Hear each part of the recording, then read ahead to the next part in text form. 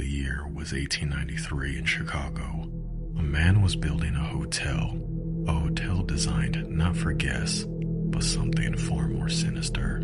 His real name was Herman Webster Mudgett, but history remembers him as H.H. Holmes, often referred to as America's first serial killer. In the early 1890s, Chicago was preparing for the World's Columbian Exposition, a massive fair that drew millions of visitors from around the world. Holmes saw this as an opportunity. He purchased property in Englewood, a neighborhood on the city's south side, and began constructing what neighbors believed was a hotel for fair visitors. But the building was strange. Contractors were hired and then suddenly fired before even finishing their work. Rooms were redesigned repeatedly.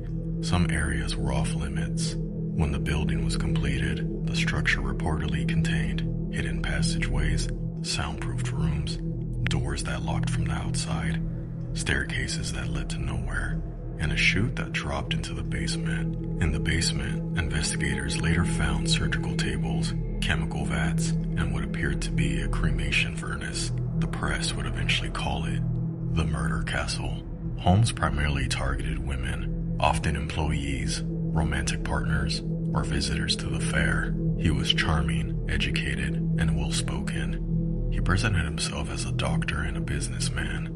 Many of the women who entered his building were never seen again. Holmes also engaged in elaborate insurance fraud schemes, sometimes convincing associates to fake their deaths, and occasionally, he would kill them for real when plans fell apart. For years, he moved between cities, leaving behind financial scams and suspicious disappearances as well. Holmes was finally arrested in 1894, but not for murder, but for insurance fraud. As investigators dug deeper, bodies and evidence began to surface.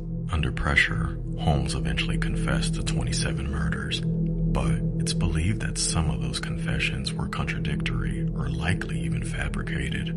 Modern historians believe the true number of victims was likely far lower, possibly between 8 and 9 confirmed murders. But during this time, newspapers exaggerated the count dramatically, with some claiming over 100 victims. The myth grew larger than the man. In 1896, H.H. Holmes was convicted of murder and sentenced to death by hanging. Before his execution, though, he remained calm and requested his coffin to be encased in concrete to prevent his body from being disturbed. On May 7th, 1896, Holmes was executed at the age of 34. Over time, the legend of H.H. Holmes grew larger than the evidence. Newspapers in the 1890s thrived on sensational headlines. The idea of a murder castle hidden in plain sight during the World's Fair was irresistible, and Holmes leaned into it. He gave interviews, he exaggerated, he contradicted himself, but he was still a charming, educated man who used his intelligence and manipulation to lure victims.